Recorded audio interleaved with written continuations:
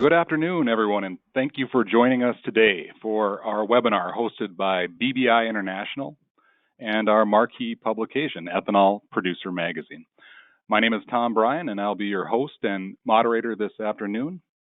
I'm joined today by Alex Wayman and Adam Anderson, who oversee project development and product management, respectively, at ICM. Alex and Adam will together present today's webinar titled Driving Process Efficiencies by Leveraging Specialty Equipment. I'll let the guys get started in just a second.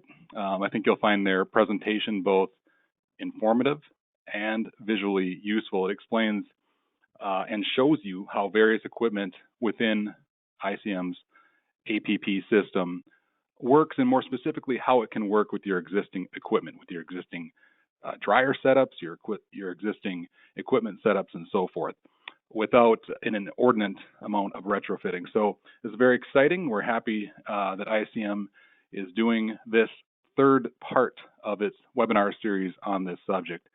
ICM has worked in some videos today that I think really get at the heart of how this equipment operates and the results they're seeing at their facility and their clients' projects as well. Again, this is the third part in a four-part series that ICM has done with us on the advanced processing package for our EPM audience. And it's been very popular starting last fall and now extending this conversation out into 2022 as ICM and its partners make real headway with this package. And as of last week, I'll talk about this more in a minute, but as of last week, 3 U.S. ethanol plants have either adopted or signed on to install this technology. Previous webinars that ICM has done with us have provided insight on the APP system, the economics of the industry, diversification opportunities with high protein feeds, and so forth. The team at ICM has touched on this system, how it can be installed in a user-friendly way, how it can be done at a comparatively low cost, how and why that can happen, and why it makes sense for producers economically to consider this package.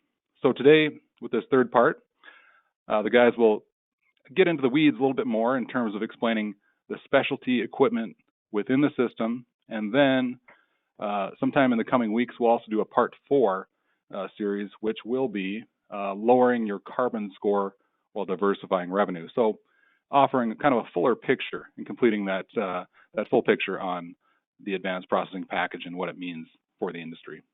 A few housekeeping slides before we get started, or comments, I should say. This webinar is being recorded and will be available within 24 to 48 hours after we conclude today. Consider that to be Monday, I suppose. That we'll have it up and available to review. You can share it, watch it again, review certain slides. If you're going to be reaching out to ICM for more details, that can be very helpful. Questions. As we move into the presentation, a lot of you will have questions. We encourage that. Use the webinar platform to enter in your questions. We'll be recording those, taking those down, and saving them for the end. So we'll hold all questions until Alex and Adam have concluded the presentation, and then we'll get right into that. And with that, we have a message from our sponsor, ICM.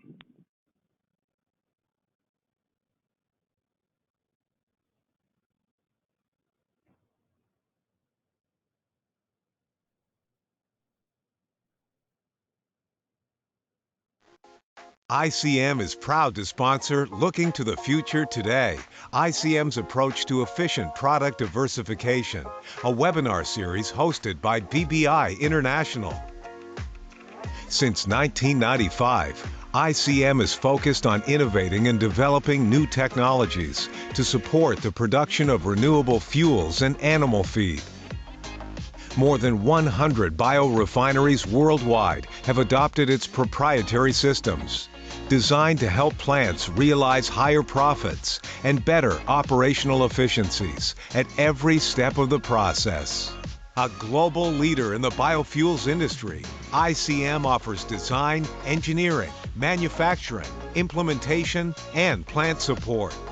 To date, ICM has completed more than 5,500 projects across more than 300 locations, including over 30 plant retrofits.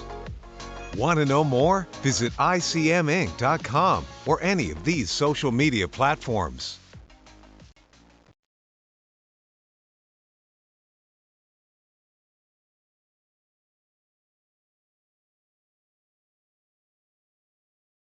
Great. You know, ICM has a very, very rich history of innovation. ICM has been a true pioneer in the ethanol industry, as most of our participants know, and that innovation is continuing today. I wanted to mention as we get started that just yesterday, ICM announced that Cardinal Ethanol, a 120 million gallon ethanol plant in eastern Indiana, has signed an installation agreement for an ICM advanced processing package system, which will be installed this coming summer. So that's very exciting news and makes what we're discussing here today all the more timely. With that, let's get started. I'll hand it over to Alex and Adam. Guys? Thank you, Tom. We appreciate the introduction. And yeah, here at ICM, we're pretty darn excited about our third APP sale and securing those three over the last 3 months or so, and happy to have Cardinal on board. Also wanted to give BBI and Ethanol Producers Magazine a special thank you to hosting this webinar. I'm going to go ahead and turn it over to Adam to just get things kicked off and moving forward. So Adam, what do you got for us today? Yeah, and I'd start by giving a nice thank you to Tom for that introduction as well, and for the recap of the previous webinars we did, the one back in November, actually by myself, and then the one in December by Matt Durler and Dr. Mallory Wilkin.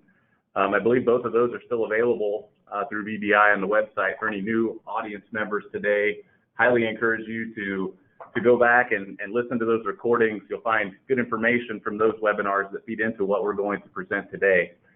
And so, building off Tom's recap, and just very quickly, because we've got just over 30 slides to get through today, I'll just start out by introducing the topic. Again, what we're talking about today is some of the specialty equipment that is included in the ICM APP package, and kind of why we need it, how it works, the benefits it brings, and kind of some of the attributes that make it unique.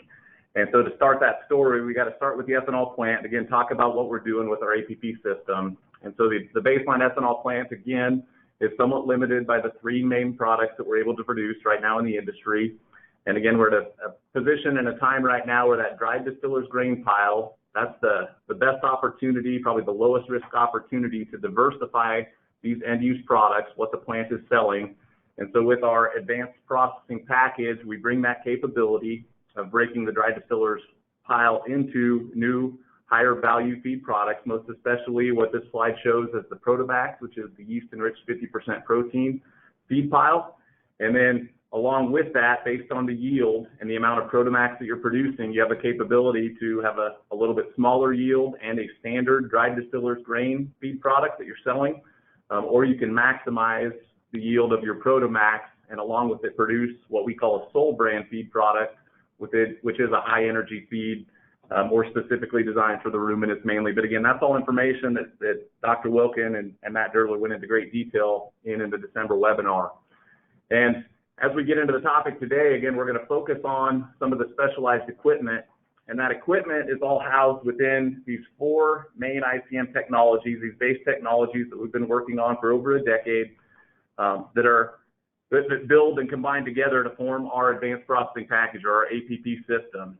And kind of the highlighted thing I want to make as we get started is that as a plant looks to change and grow and produce these high protein feed products, what we're doing mainly is we're taking that same kernel of corn and we're literally just breaking it apart into different clean process flows, or clean piles, we like to call them.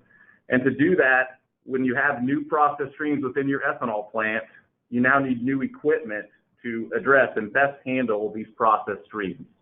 So within our selective milling technology, within our fiber separation technology, within our feed optimization technology, and our thin stillage solid separation system, and the acronyms that ICM, of course, brings along with those, within each one of these, we have some new and exciting specialized equipment. And so we're going to go into those in more detail today.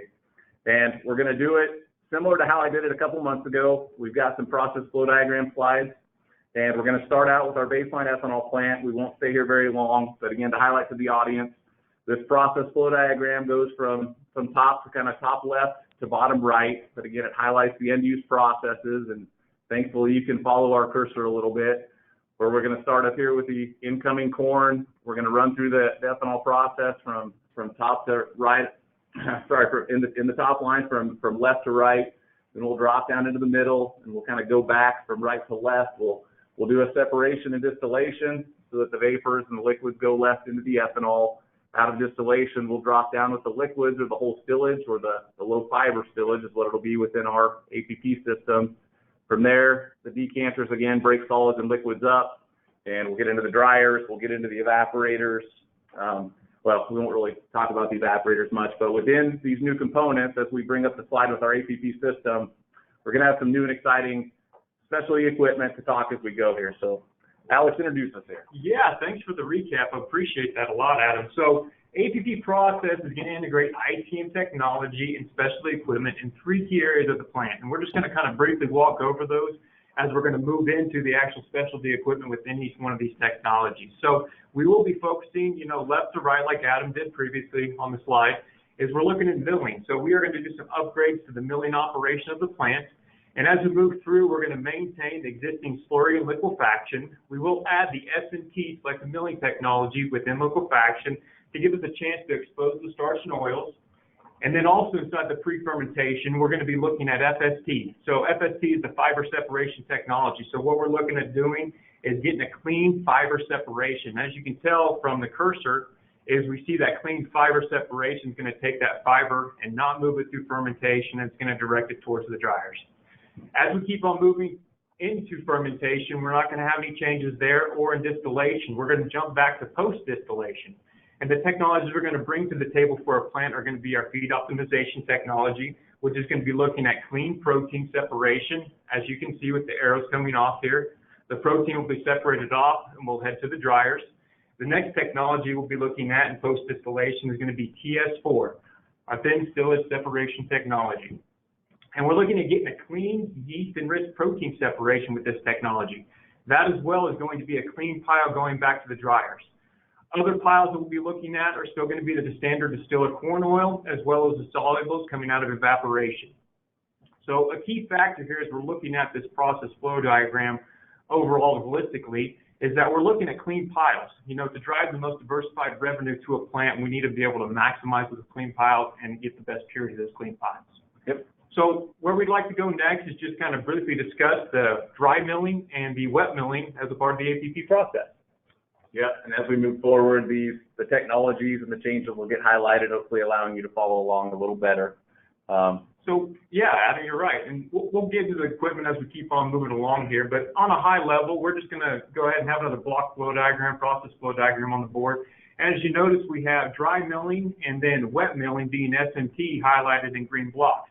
And so we're going to be leveraging specialty equipment in both of these areas to be able to drive efficiency separations downstream, as well as proper fractionation of the feedstock and mash for efficient conversion and recovery. Correct. Yeah, and I think one of the main things we'll focus here on the front end is we're going to use the term particle size a lot and particle separation as well. So let's get into That is a great lead, Adam. I like that. So, yeah, as you guys can see on the screen that we have in front of us here is we have 2 piles. We're looking at a fine grind, which would be more of a standard grind profile at a typical plant without APP. And then on the left, you're looking at a right-side grind that you would actually see with a plant that has APP. So what are we seeing the difference here, Adam? Well, I think a main thing I like to look at when I look at these pictures is the right-side grind picture on the left. You can actually visually see some of the fiber components. Yep. And that fiber being the pericarp, or that outer layer of the corn kernel. If you want to get more specific for folks with a real-life example, it's the portion of the kernel that gets stuck in your teeth when you're eating popcorn. I think everyone's experienced the frustration of that. But in that left-hand picture, you can literally see that fiber, the fiber particles, and especially if you come and tour our element facility and you pull the kind of that grind profile examples out, you can see that fiber very well. And that fiber is that main particle size that we're focused on. Yeah, absolutely. I appreciate that explanation, Adam. So in the dry milling side, like we talked about, we have dry milling and wet milling. On dry milling, we would be looking at replacing hammer mills with new milling equipment. Right. This new milling equipment is used in several different industries. It just kind of has an ICM innovative twist on it, right? I mean, that's what we like to do is we take equipment, we put an innovative twist on it and make it work the way that we need to make it work to give us the process efficiencies we need. Yep. The other part in wet milling, we had already kind of hit on this, but we will be looking at deploying and installing the SOT system within liquefaction for dry particle size separation. Correct. Yeah, so moving on out of the dry mills, we obviously are still pre-fermentation. And now let's get into some of the most specific equipment that both SMT and FST utilize. And I think we're going to get into some pretty good detail here on our multi-zone screen apparatus, or MCSAs. And then after that, we'll get into the rotary press machine. So let's go ahead, move to the next screen. And absolutely. So what we have on the screen here is ICM's patent MCSA. And like Adam had said, you know, we like acronyms, but it's a multi-zone screening apparatus is what it's called. We're going to call it MCSA to save time, you know, on this deal. So the MCSA is actually utilized in both the SMT technology and the FST technology. And the MCSAs are the same make and model between both technologies as well, which is awesome because it allows plants flexibility to share spare parts between the units.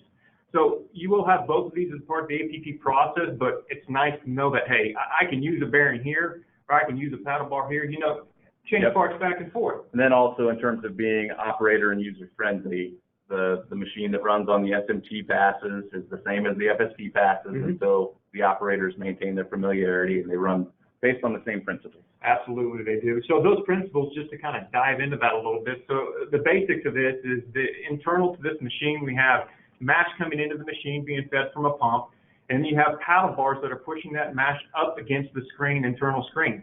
The liquids and fine solids, which would be your starch, fat, and proteins, passes through the round hole screens, which we'll get into in just a second here. And then also the dewatered solids that are retained within the screen are going to be retained, and we're looking for right-sized particle right there. I mean, that's really what we're looking at here. So within the SMT system for this unit, we'd be looking at combining those core solids and the liquids back together. But in the FST, we want to make sure that we're moving those apart. We want to retain the core solids away from the liquids because the liquids are going to go where, Adam? Liquids are going to go to fermentation. Fermentation, and then the solids, the coarse fiber solids, are going to be going to our rotary press, which we'll get into in just a second. So I just want to go over a couple highlight things that we have on this MCSA that just makes it unique in itself. You know, MCSAs are something that ICM's been using for, you know, a long time, but some of the changes we had over the last 3 years is that we went direct drive, which is decreasing stress on our rotating elements of the MCSA. We're bidirectional, so that means we can have increased life on the wear parts. You can actually rotate, move it forwards and backwards like you do on your hammer mills today type deal. Correct. We've got oil bath bearings, which is decreasing maintenance and downtime. And we got our round hole screens and patent pending paddle bars and flingers. So I think we should start jumping to the next slide and check that out. What do you think, Adam? Well, videos are worth more than 1,000 words. So yeah, let's go ahead and get a video running. And I think a key thing with the MCSA is, again, we're trying to do, or what we're doing with them is we're doing a dewatering, but again, we're doing that particle size separation all throughout SMT and FST. Again, maintaining the particle size of the fiber, and then doing a good cleaning and washing of it as well. And so as you're doing that, these MCSAs being the piece of equipment that's doing the separation, you want them to run very, very smooth, and you want to make use of the entire, inner dimensions, I would say, of the MCSA. And so this video is showing you that process stream, that smallest particles in that liquid, as it's being separated from the solids that would be inside of the screen. And as you're looking at this through the open doors of our MCSA, I want you to focus on how smooth that process flow is as it comes through the screens. As the screens get dirty or the holes start to plug, or with different technology, different design screens, this is actually a much more violent action. And as you get towards the back of the machine, you start to see the solids come up and chunk up. And we've actually got some visuals of that as well from some of our earliest versions of these types of machines. But this video, I love how it shows that good smooth separation, good, kind of liquid flow through the screen. Absolutely. And so just to kind of tee up off of that, I appreciate that, Adam. What we're equipping the MCSA with is the round hole screens and upgraded paddle bars. It's not something you can see from this video, but you can see, from left to right as this video is panning across, you're looking at the inlet to the discharge of the MZSA. And so what we're provided with these round hole screens is you got maximum open surface area, which has increased our throughput capability of this unit. So you're talking about less units to do the same amount of work. We have precise opening size on our screens, allowing right particle size retention. So as you notice in this video, do you see any solids extruding out of the screen? But we don't, no.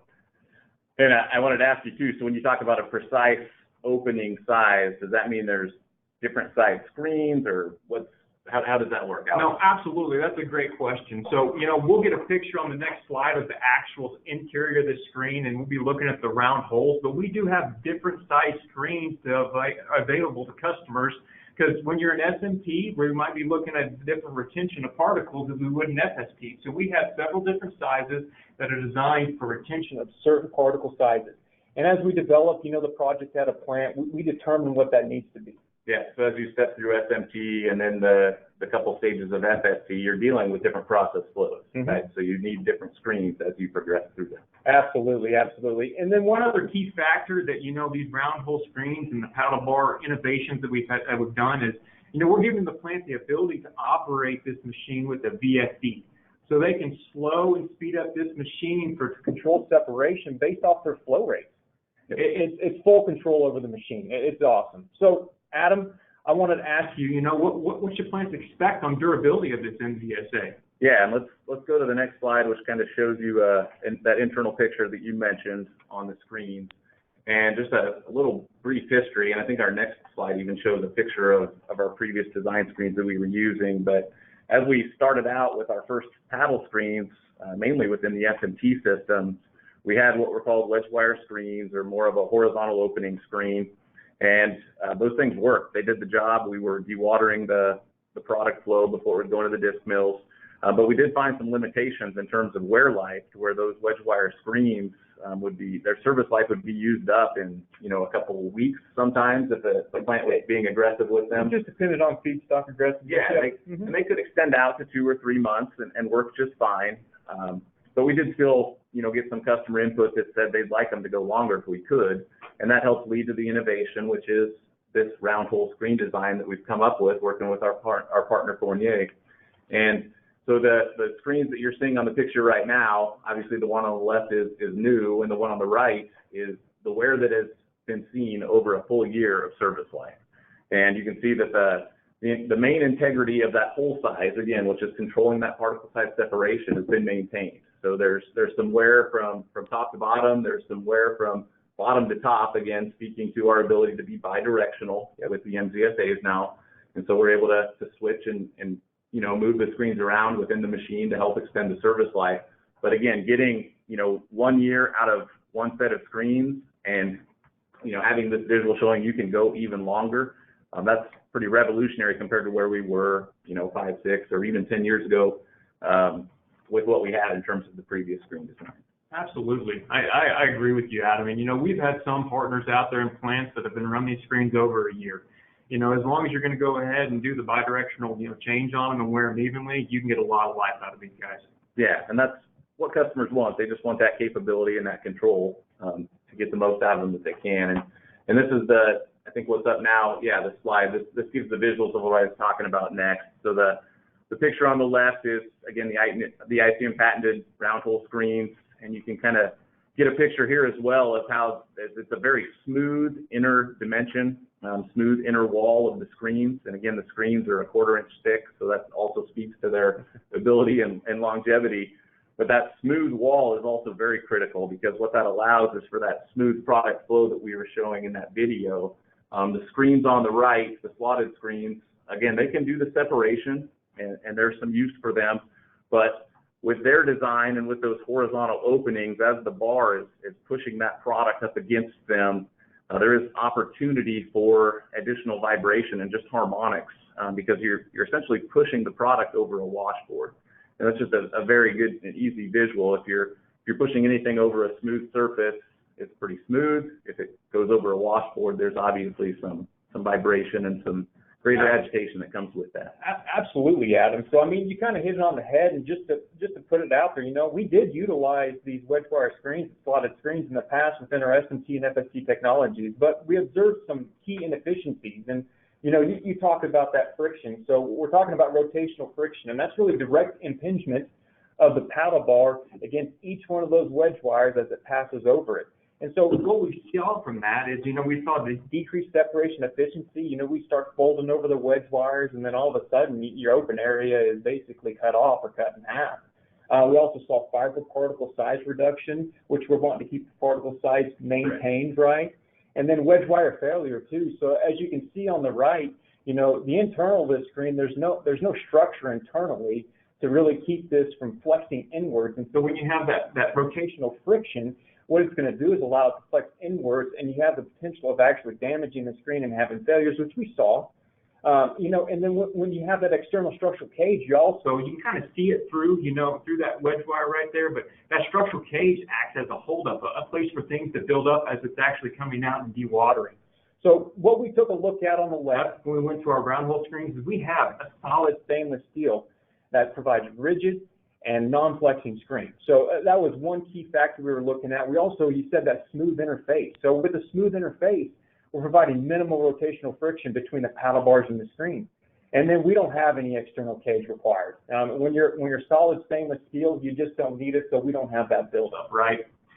So you got anything else, Adam, we want to touch on while we're here? No, I think that covers it pretty well. And I mean, any points that we did miss, we're happy to call out in individual customer conversation. Absolutely. Again, just highlight that, I mean, Fournier has been a great partner as we've worked with these screens. And I want to actually get into our next piece of equipment because I'm really excited about it as well, because it's also with our vendor partner, Fournier, our exclusive vendor partner. And I think this Rotary Press is one of the more exciting things to show on a tour, and it's one of the more exciting things to talk to our customers about because it's a very good example of ICM innovation. And as I mentioned at the start of the webinar, as plants are adopting these new technologies, they're seeing new process flows. And so in that process flow diagram, we talked about how that clean fiber is bypassing fermentation, bypassing distillation, and it's going to the back end of the plant, either to the wet pad or to the dryer. And so it's kind of a similar process flow diagram-wise to what the whole stillage would be, except no longer is it whole stillage. We've got a video here a little bit where we'll look at what that fiber stream looks like, and it's way different than thin still, or way different than whole stillage, and so it needs to be dewatered differently than how thin stillage. Yeah, it almost sounds like an abrasive nature fiber does, right? And, very much. And when we were doing our initial testing, when we were developing FST, we did take a look at decanters. But decanters just weren't best suited to be able to get the fiber solids that we were wanting to attain, right? And actually the dewatering and the cleaning of that fiber. Exactly. And so to kind of, springboard us into the next slide, let's just take a look at some of the benefits that, this Rotary Press has brought to, one, the FST, but also the industry, honestly, too. Yeah. And again, due to that nature of that process, that fiber and water process stream heading to a final piece of equipment before the dryers or the wet pad, it's got a pretty clean liquid to it, and it's got that separated kind of high particle size fiber, and we want to be able to separate that water and the fiber very efficiently. And so what I like this diagram showing is it shows, well, it doesn't give a good example of what we want to talk about in terms of a low RPM application or the low horsepower application, but it does give a good visual of the maintenance capabilities we have, pulling a Cambridge or a section out, putting in a dummy shaft and allowing it to continue to operate. But overall, with the press, Alex, let me give us a couple of just those high-level benefits that it's bringing. Honestly, I think one of the coolest things about the press is that it's going to wash and then it's going to dewater the fiber up to 46% solids. So that fiber that used to move to your guys' decanters, at plants, it normally comes out in the mid, 30s, maybe upper 30s for some plants. But we are taking that third of that pile, pushing it to the press after we separated it out pre-fermentation, and then we're squeezing it to a 46% solids. So in retrospect, what you see there is that you're going to see a natural gas reduction at your dryers. That's one benefit. Let's say if you are making, a wet feed to your pad, you can make a non-thermal modified feed without taking it to a dryer. Correct. And that's exactly what Element is doing. Absolutely. So that's one of the biggest highlights I love about this machine. And then the next one, it's on the screen, is, we're using anywhere from 40 to 80 horsepower on the rotary press. Compared to what is the centrifuge use? I would say anywhere from 150 to 250 total horsepower on a decanter or centrifuge. So, we're looking at incremental to what that is to be able to do more throughput capability of fiber on this rotary press. Yeah, and again, that's nothing negative about centrifuges, because we're going to be talking about them later. Oh, we need them still too. Yes, but again, this fiber process stream, clean water, not easily, but those larger clean fiber particles that we want to separate out. It's a different process stream than what whole stillage is. Yeah, and the thing about ICM is whenever we come into a new technology that we're developing, we keep on innovating and innovating, but one thing that's the top of our heads is, we're looking at OpEx, right? And if we can decrease the horsepower and get better output out of it, by all means, we're going to be shooting for that. So the other part of this deal too is we're looking at a low rotational speed. So you're looking at a max 5.5 RPM rotation to be able to create a 46% solid. So a low RPM, that's awesome just for the sheer fact that it's going to increase the amount, of time that you're going to, or increase when we're going to actually have to do the maintenance on this machine. And we're seeing anywhere from 1 to 2 years on wear parts, just because of the low RPM operation that we have. Correct. I think it's also critical to point out that within the rotary press, we also have washing capabilities, don't we? Absolutely, we do, yes. And so it's actually a phase within our FST to where we actually do a third washing of that fiber to make sure that we're getting all the starches, all the oils, and all the protein back to where it needs to be in fermentation. So it's a dual effect piece of equipment, and it's an awesome addition to the FST. Okay, and then real quick before we go to the next video, what about capacity for these presses? How does that compare to a centrifuge? So, comparing to a centrifuge, initial testing when we were looking at using decanters for the fiber, we were looking at 4 rotary press channels equated to about 2 decanters on a throughput basis for the fiber process stream. And then the other part of this too is that this design is modular. As you can see on the screen, you can add channels to this up to 14 channels. So as you increase plant rates, it's just adding another cassette, which is 2 channels to the press. Yep. So that 80 horsepower could be compared up to like maybe 4 centrifuges. Yes. So 150 to 200 each. Absolutely. So that's very significant gained efficiency in terms of just electrical load, which also translates into CI score, which we'll talk about in the next webinar. Not us, thankfully. Chuck Gallup will get to do that. But all right, let's show a next video. And again, I think this video's been around a little while, and this is a good. Well, we did a jump ahead. I like that too. Yeah, sorry about that. No, that's fine. That's fine. This is actually a video I got to show in my previous webinar, and actually it's a video we've been showing for several years. But it gives a great example of how there's a process stream, which was labeled slurry there, that would be the firm feed in a existing ethanol plant. And then with our APP system and with FST, we've now got this middle picture, this middle process flow that's going to be the new flow going through the beer mash exchanger into fermentation, through the firm coolers. It's being pumped, it's being heated and cooled. And those 2 particle streams, the left and the middle, are just a really good comparison for how the process flow changes and is different with the APP system. And then on the far right, that was that fiber process stream I was talking about that's being sent to the press. And again, you can just picture how different that is compared to whole stillage. A standard whole stillage, it would be going and needing to be dewatered before a wet pad or a dryer. Again, dewatering that fiber process stream is way different. And again, the rotary press is the best way to do it. Absolutely. I fully agree with you, Adam. And, we also talk about, specialty equipment, but they bring other process efficiencies other than just bringing separation efficiency too. When you remove that fiber from fermentation and also the beer column, you're looking at better heat transfer, more volume that can be pumped into your fermentation, some more throughput. There's a lot of good benefits that come with just removing that fiber from fermentation and beer column. Yep. All right. Let's wrap up this discussion on the rotary press with one more video and one more visual here on the left. So what you're looking on the left is a couple of what we call Hershey Kiss piles of the clean fiber. So that's, again, the fiber without any syrup or anything added onto it. That's what it looks like. And then the video on the right, this is actually a sample I grabbed, I think 2 days ago, or no, it was last week. It was last week over at Element, where we went to the back of the press. We grabbed some of the fiber off of it, and we gave it a minute or 2 to cool, so I wouldn't burn my hands. Put it on a green shovel, and this is one of the best things I like to show on the Element Tour is you get this new fiber stream that's dewatered, ready to go to the wet pad, or for some customers, maybe to the dryer. But as you put it in your hand and you squeeze it, there's no moisture that comes out of it, and there's no stickiness to it, so you're not carrying sugars through. I know you like it better if you actually put it in your hand and blow it. Yeah, you absolutely. I do that with almost every customer we take on a tour. You just blow it out of your hand. It's amazing the consistency and the dryness of that product. Yeah, I didn't want to get my face into the video, so I just used my hands. But again, a really good visual of that fiber stream, which again is now going to the dryer at the 46% solids, or going to the wet pad as a non-thermal, feed ingredient that you can combine. And I don't think there's any better picture than, that video right there, the angle proposed with those piles to show the dryness of it. And so that dryness equates to natural gas reduction, when you're taking this product to your dryer. Either if you're going to combine it or separate it and keep this clean piles, that is definitely a huge, huge efficiency gain for the plant.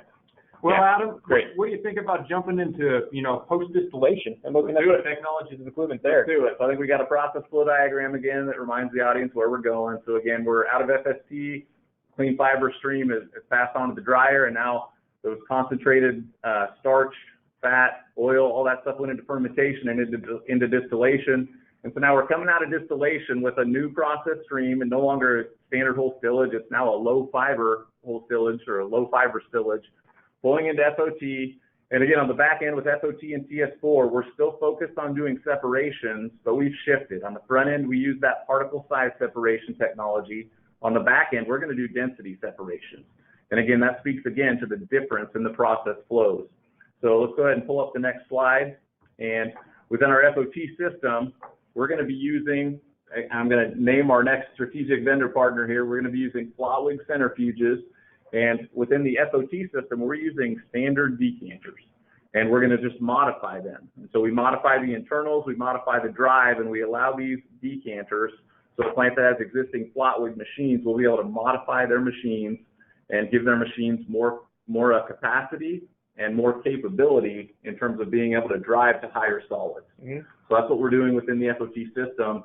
And then we're also doing a washing of the solids to, again, give us the process efficiencies and gains that come along with that. Yeah, I mean, at a high level, the feed optimization technology, we're keying on feed protein purity, cake dryness also, and then the oil potential we'll get to in just a little while, right? Correct, yeah, and to do that, again, let's get some visuals of what the internals of the machines can look like. Yeah, absolutely. So, Adam, as we're looking at the screen here, this has kind of been an evolution of the last 20 years. Our value partner, Slotwood, the industry started out with the original scroll, and then, started to develop and moved into the modified scroll, which, several plants today are actually operating with. And now the most recent evolution that we have deployed within the SOT system is the exclusive SOT Scroll. Now, the SOT Scroll is going to bring capabilities of us higher throughput, like you were talking about, higher cake solids, and lower centrate solids. So, by getting those higher throughput, what are we doing? We're decreasing the equipment count, right? Correct. I mean, we're looking for efficiencies, and that's one way to do it is by getting higher throughput to give us the ability to, cleanse that protein, get higher purity, drive the oil potential. So it's good stuff. With the higher cake solids, let's go to the next slide and let's kind of give a picture, and hopefully our customers that are familiar with what wet cake typically looks like, we've actually got a video here of this 40 to 42% solids cake. Again, this is cake coming off of a centrifuge, coming off of a decanter. So this would be feeding a dryer, or again, could be going through the wet pad. But typically, when you're at one of the ethanol plants and you're out looking at their centrifuges and you're potentially pulling a sample of wet cake, it's kind of uncommon, but it does happen. It does not look like this. It's not granular. It does not break apart in your hand. It's more kind of gooey, and it's just a different process stream. And again, that just speaks to it having more water content. Mm-hmm. And so more water content, if you're wanting to dry down to that 10 or 12% solids that a standard PDGs is going to be, or in this case, we're going to a protein product, and we're still going to get down into that 10% moisture or better range. The amount of water that's in the cake feeding the dryer speaks to the amount of natural gas or BTUs required to dry the product down to your target moisture. Yeah, and so we're getting those higher cake solids with modifications that have been made to the scroll. and they enable us to get there with the same G-force that, the current decanter the customer still already has. It's just, putting that exclusive SOT scroll in is going to give us this opportunity. Yep. And I think it is worth mentioning too, just for the audience, so we know and understand there is, a good percentage of the industry that does not have existing Slotwood centrifuges, some other technology. With the APP system, to answer a question of whether or not we can use other technology, we can't, and we really don't want to. The Slotwood machines are the machines that do exactly what we want. So if a plant does have a different standard decanter, we'd be changing those out with the Slotwood centrifuges, and that's, that adds a little bit of CapEx. But what we are finding out from a lot of our customers is those machines are either nearing the end of their service life, or they've become, somewhat of a high maintenance item. And so the timing is actually pretty good for these new Slotwood machines to be placed into one of those plants to be able to do what it needs to do within the APP. Let's put them in. Let's decrease the equipment count. So we just touched on oil pinches. So the right picture up there is a cinch rate that's actually coming off of the decanter with the SOT exclusive scroll. And so what we're showing at the top there is the phased oil level that is showing oil potential that would be lost, out the back end with the feed. So there is oil potential here for plants as well as a part of the SOT system. And I know that we've been out on the road, presenting this to people, and I think a lot of people have been able to kind of see what the opportunity's there. Yeah. So that spin down does do a really good job of showing a customer that top layer of oil would be gone. It would be either in the dryer or it would be on the wet pad if not for the SOT system. All right. Well, let's move on to our next system and get into some more specialty equipment on the post-distillation side. Yep. So as we move into the Ts4 system, obviously it's the next step down. So our protein has been separated out through OT, and now we've got a thin stillage stream. We're going to flow that again to another set of the Slotwood machines. They're Slotwood centrifuges, but these are actually a different design. They're called a Steady-Canter. And let's go ahead and pull up the next screen to give a visual of the Steady-Canters. So this is one of our Ts4 installations, and you can see a nice lineup of Slotwood Steady-Canters. And the Steady-Canters, again, are a piece of equipment that has been around for a little while, but traditionally they've been used in other industries. So with our partner Slotwood, we identified an opportunity for a good fit in terms of doing this spin down and this density separation within the thin stillage. So yeah, Alex, go ahead. And again, this is another good visual of one of our installs. Absolutely. So this is an installation of 4 Steady-Canters at a plant. I believe it's, 7 years ago when we started installing Ts4. But, there's opportunity at plants, especially, we talked about the FOT and being able to decrease units. We've looked and done FELs and, have projects in front of us to where we can even fit these in on an energy center deck as well. So really it's just optimal location when we step into the plants. But operations of these Steady-Canters are going to be very similar, to Slotwood decanters. You're going to have, the local PLC HMI screen there that's going to allow you to be, fully automated and adjustable at the unit itself, which is huge because, you're talking about friendly operations. Well, if a plant already is used to operating one piece of equipment, it's pretty handy to be able to jump into the next and understand it and run with it pretty quick. Yep, and as we're focusing on doing this separation of the thin stillage and those specifically the suspended solids, there's a pretty key component within those suspended solids that we need for our APP system and for the Protomax feed product, correct? Absolutely. Let's pull up the next video and let's give a visual of the cake solids that come off of this Steady-Canter. And again, this is a video that this one's been around for a couple of years now too, and I think it's a little glitchy for you this feed, but it's good enough to give you a picture of how kind of a soft serve ice cream or peanut butter. I call it peanut butter, but it's what gives the sizzle to our protein pile, right? And why is that, Alex? Well, it's because of the yeast. It's the amino acid profile that this can bring an uplift to that, valuable lysine percentage, you have on the protein. I think a lot of our audience has probably heard about that in the last webinar we had. Yep. And so, that's what's bringing that sizzle to that protein pile. Correct. Yeah, and so along with that, this is a new process stream going into the ethanol plant. So you also want some innovative in technology being able to handle the solids.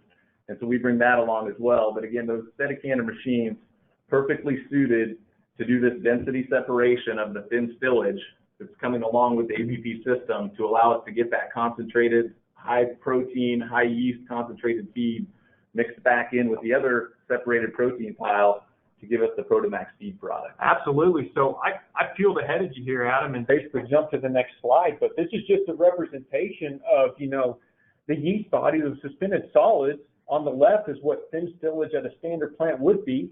And then the recovery of those solids with a SETI canner with the Ts4 technology installed on the right. So we're looking at cutting the suspended solids that are going to evaporation by 50% or more.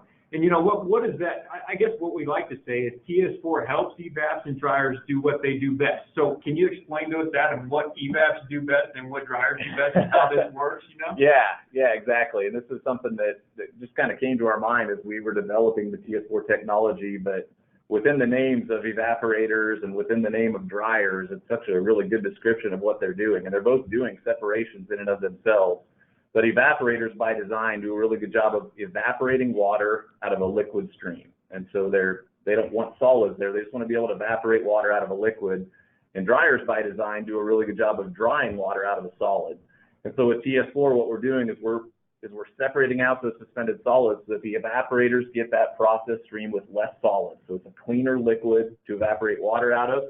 And those solids, in turn, are sent to the dryers, where the dryer can dry the water out of the solid and do it much more efficiently and just better than the solids would be handled within the evaporator. And I mean, the result of that, so we keep on talking about reduction in natural gas, which is a reduction in carbon. When you take those solids out of evaporation, we have the opportunity now to drive those surf solids out of evaporation up to a 50% or more. Correct. And so that's another one of those unique and new process flows, process streams that's going to come with the APP system. It's a new syrup that has higher solids that, again, gives you that capability to combine that syrup back with a standard dry distillers grain product, standard protein and other specs, pro-fat specs that you want to hit, or to that Sol brand product where it can mate and combine perfectly with that Sol brand fiber and syrup type product. Yeah, and so when we're taking the 50% solids to the dryers, that could be mixed with the fiber and, some of the protein to make, a DDGs, or we can make the Sol brand product, which is fiber and syrup.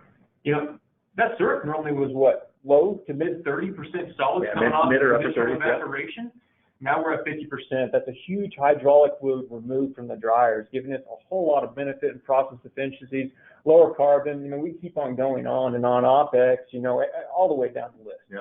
All right, we got one more piece of equipment to talk about. We're coming up on 50 minutes total here, so let's start to wrap this up. But we can't wrap it up without talking about one more specialty piece of equipment within the ICM APP design, and that is the ICM Dryer System.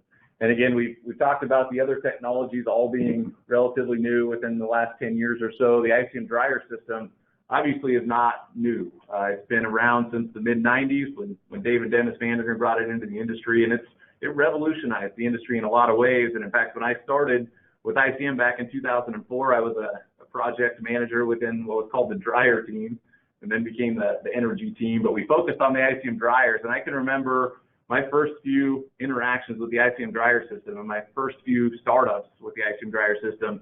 I was just amazed with the amount of controls that the dryer system had in terms of feed rate, in terms of airflow, in terms of temperature control, in terms of negativity, all of those things. And, got into my first few startups and found out all those controls were kind of out the window because everybody was running their plant to the hardest and highest maximum production rate possible. And so the dryers were just maxed out. And it's been really exciting to see that kind of come back into the fold, all those controls I just mentioned, as we're talking about these high value feed products, these high protein feed products that need to be dried gently, that need to have a certain controlled temperature, a certain controlled airflow, a retention time within the dryer. All of those things and all of those controls we have within our dryer system.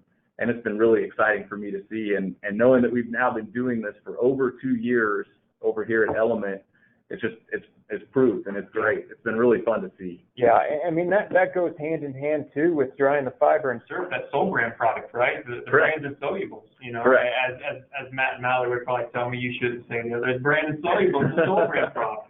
Yeah, and and so we can do both products. We can, look at taking existing dryers and we can split those dryers, and dry both products as needed for the customers.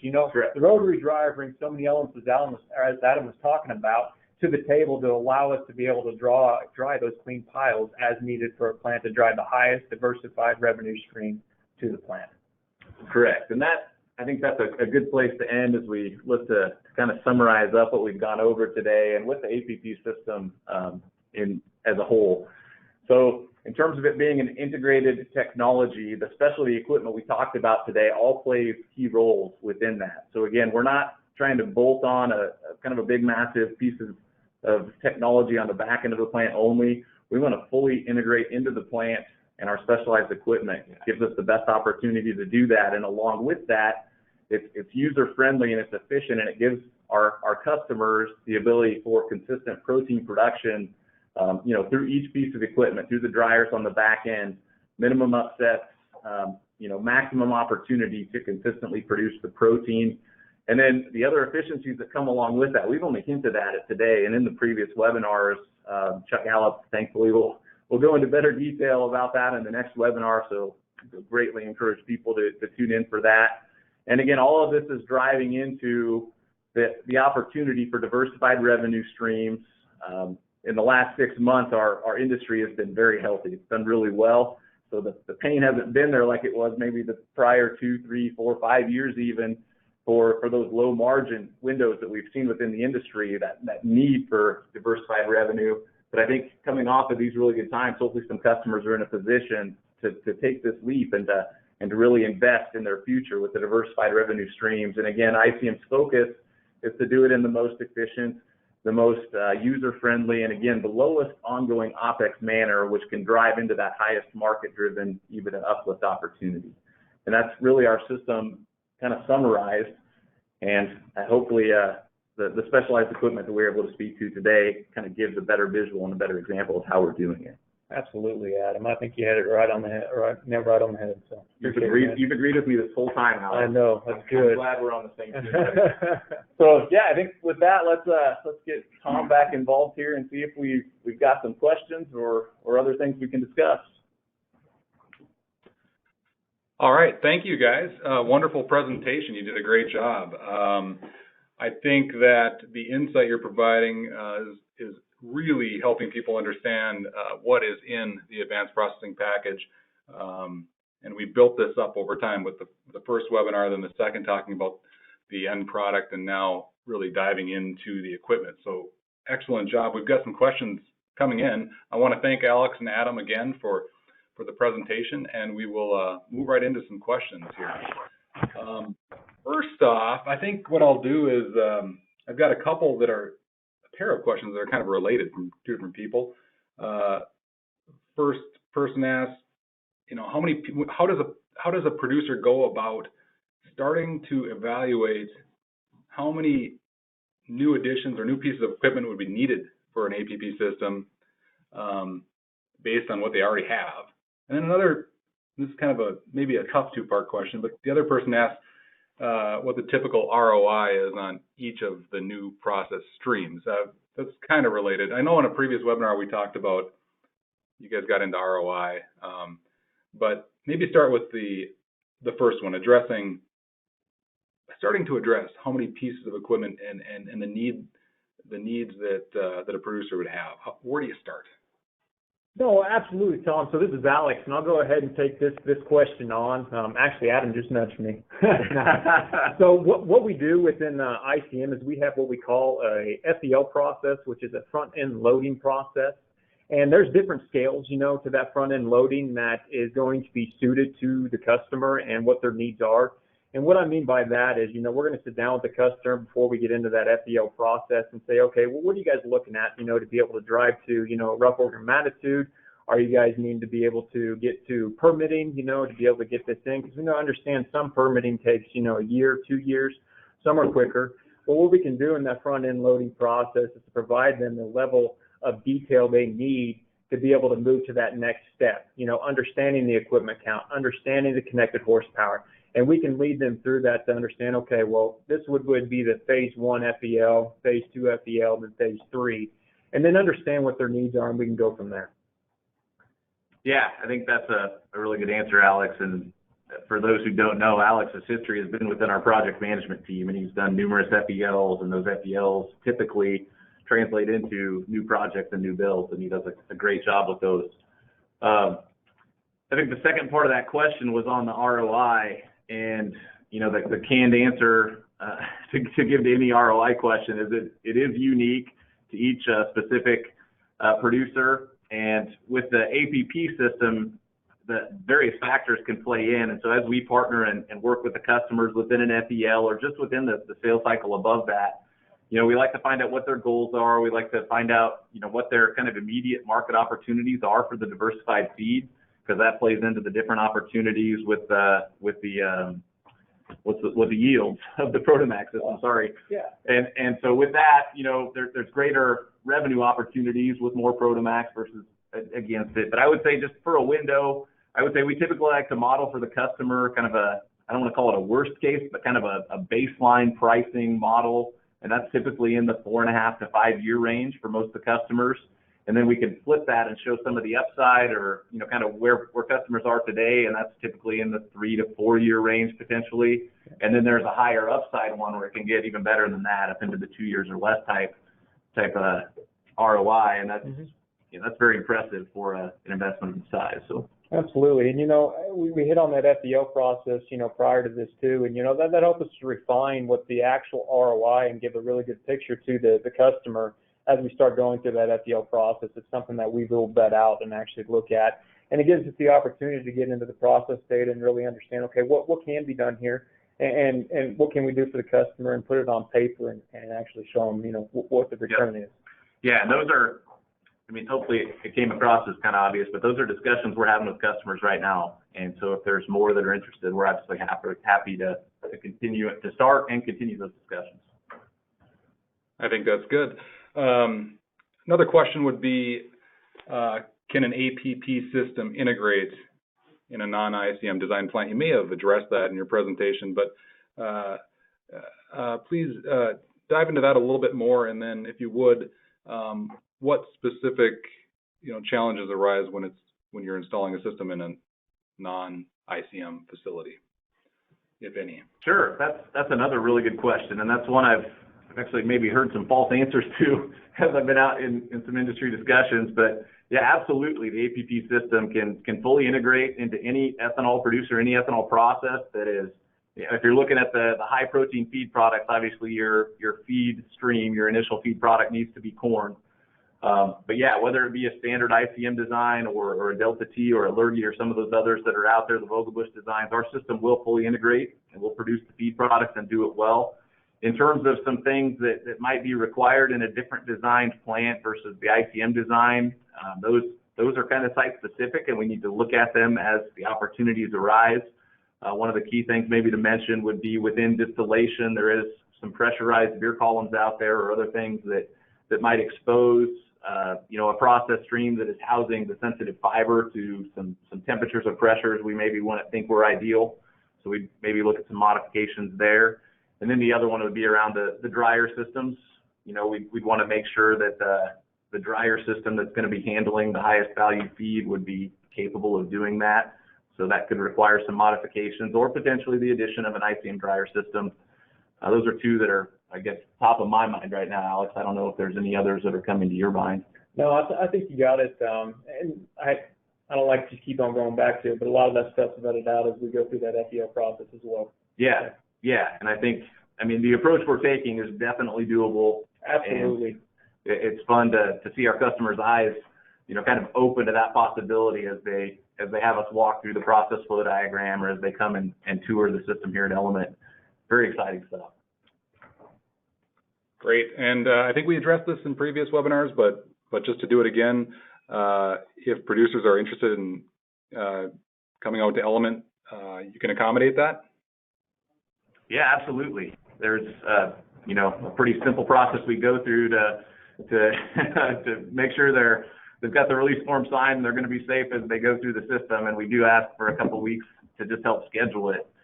But yeah, we've done quite a few tours here in the last year and a half, and we're happy to continue doing those. We are excited to do it. Yes, absolutely. Yeah, it's a very fun experience. Tom, we like to show off our processes, and so absolutely.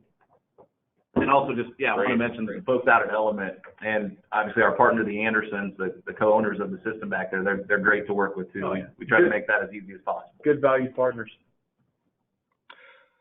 Great. Let me dive into some some of these questions might get a little specific, but you talked about the ICM rotary drum dryer. You called it the gold standard. It is almost an iconic piece of equipment, I would say, in the ethanol industry. They've been around a long time, very reliable, and I think you mentioned over 400 of them in use or have been produced. Have those rotary drum dryers evolved over the years? And we talk about temperature control and airflow control, just the amount of controls that they do have, and that now with this system, the need for that kind of fine tuning to be able to more gently dry the product. Was there any upgrades that have been needed to the dryer systems to attain that? And another part of that question maybe would be, are the rotary drum dryers that ICM has manufactured out in the field, do they vary quite a bit, the ones that kind of earlier models versus ones that are just a few years old? Yeah, that's a multi-part question, a good one. So it's kind of a yes and no question. So it's a yes in terms of some things have been modified just over time, new pieces of instrumentation. You know, we do have a relatively new burner design now, but and in fact, as you tour Element and you look at that dryer design, we've got a new location for the induced draft ID fan. So there's some kind of relatively simple, or I don't want to call them simple. There are some changes that have been made, but in terms of just the overall operation of the system itself, it's still the same. It's still a drum that's turning at 4 RPM. It's still a heat source in front of it that's separated by the air heater and the plenum. It's still all a induced draft, so a system that's in negative pressure, pulling the product through the dryer. And we still have the same capabilities with recycle of both feed and air.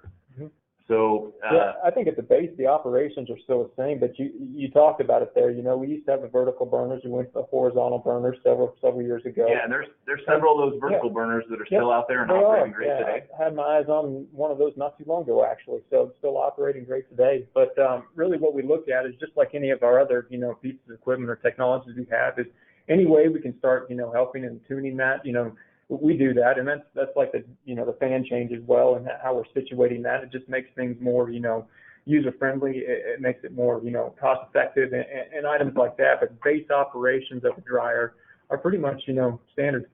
Yeah, and our capability to do the engineering to calculate out the capacity of those dryer systems.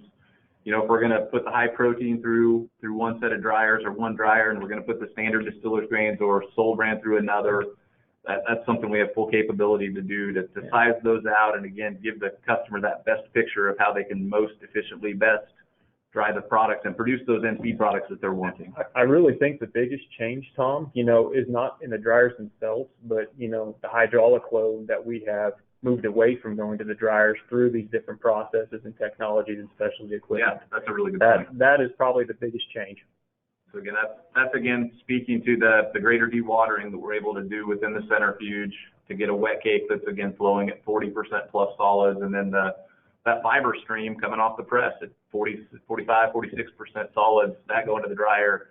Those things combined give us a lot of capacity and capability within the dryer system. The big hitters that serve 50% plus solids. That one as well. Yes. Absolutely.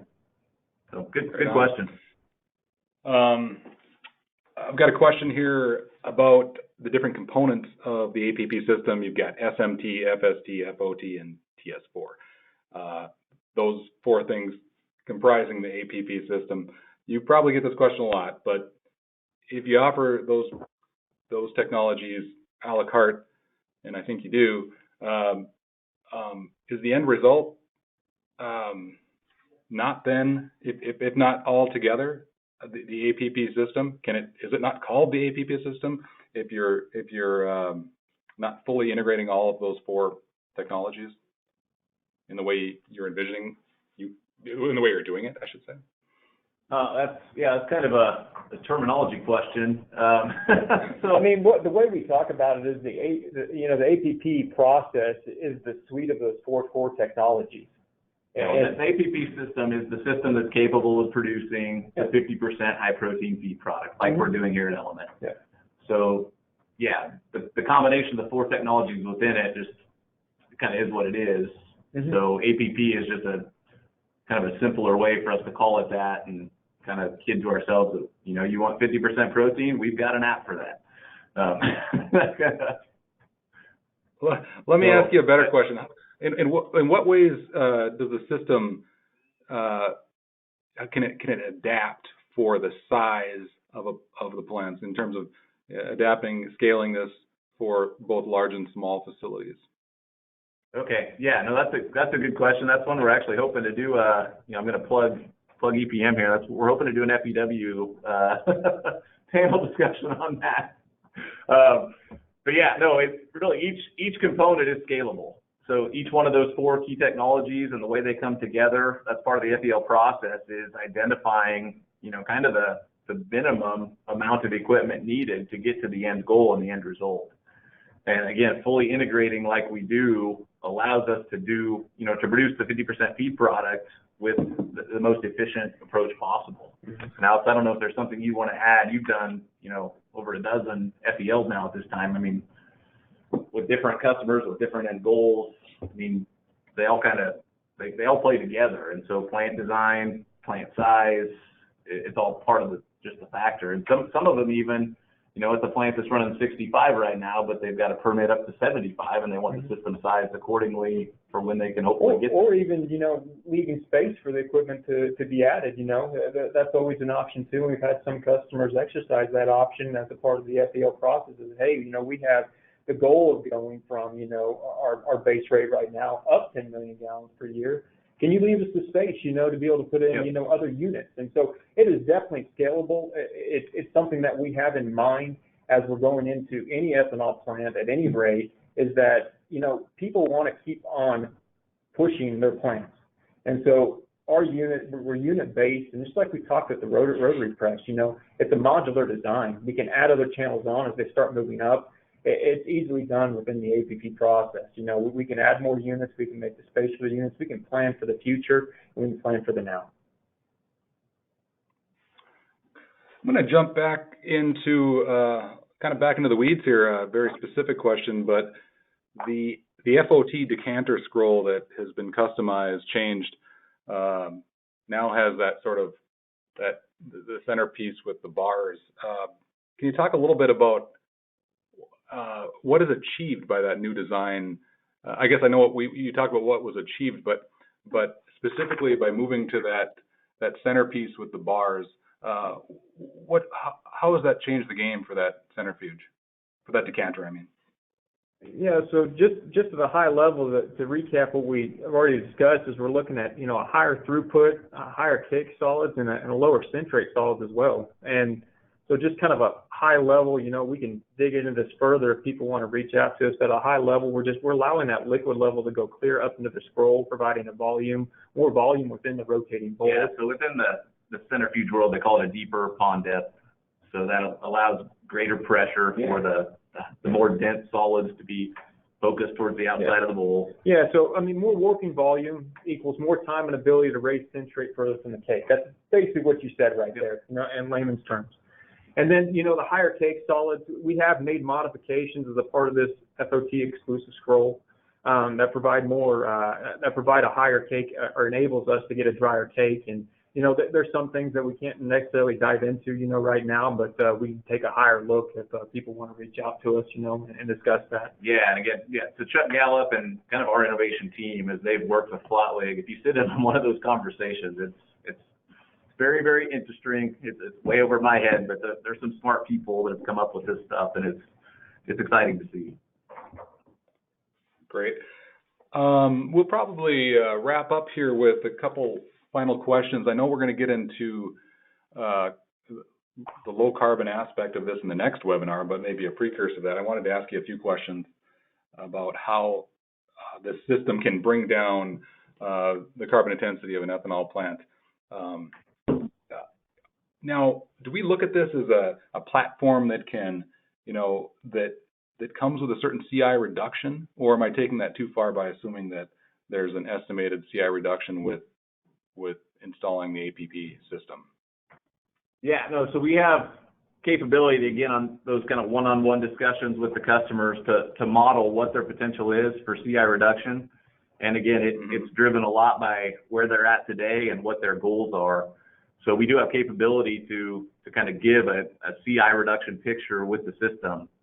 So yeah, we can do that, but in terms of just a blanket statement, there's probably too many variables involved to just say we're going to reduce it 2 to 4 points or, you know, something like that. It's difficult to say just on the onset. But as we get into the site-specific discussions, we absolutely can do that, yes. Yeah.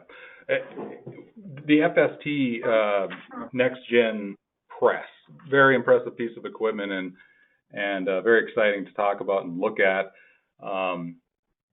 Obviously, one of the key areas where you're achieving you know, lower energy and ultimately bring down that CI. Would you say that is the most important aspect of the system in terms of lowering energy use? I think the three key areas that we hit on, they all bring, you know, a level of lowering energy. That's definitely one of them. But as we talked about, you know, we talked about the syrup solids, we talked about the decanter cake solids, and we talked about the fiber solids driving all of those. And those in combination are going to drive, you know, for that efficiency that you're talking about. And the lower viscosity firm feed, and the bottlenecks we're able to kind of reduce within distillation, within evaporation. So the Rotary Press, I don't want to downplay it, but I wouldn't call it the most important, but I'd call it, you know, one of the significant and important pieces that the APP brings with it. Absolutely is. Terrific. Well, guys, anything else you want to add before we wrap it up for the day? No, just again, thanks to BBI and Ethanol Producer Magazine for hosting the webinar series. Thanks to everyone who tuned in to listen. Again, highly recommend, if you haven't heard the previous webinars, to go ahead and catch those recordings online there with BBI. And of course, be on the lookout for that next webinar that's going to be coming. Chuck Gallup talking about Ts4 reduction. Excellent. Well, thanks again, and I want to thank ICM for sponsoring today's webinar, and Adam and Alex for an excellent presentation. We do have, as they mentioned, that fourth webinar coming up sometime this spring. Stay tuned for that, as well as BBI International events. We've got our International Biomass Conference and Expo coming up in March. And this summer in June, we've got the International Fuel Ethanol Workshop that is co-located with the Carbon Capture and Storage Summit and the Biodiesel and Renewable Diesel Summit, all taking place the same week together in Minneapolis, Minnesota. And then the National Carbon Capture Conference and Expo, a new event on carbon capture taking place in the fall in Des Moines. So keep an eye out for all of those events, and we hope to see you at the Biomass Conference in Florida and, of course, the FEW in Minneapolis. And with that, I just want to thank ICM once again and thank all of our participants today for joining us. Have a good afternoon.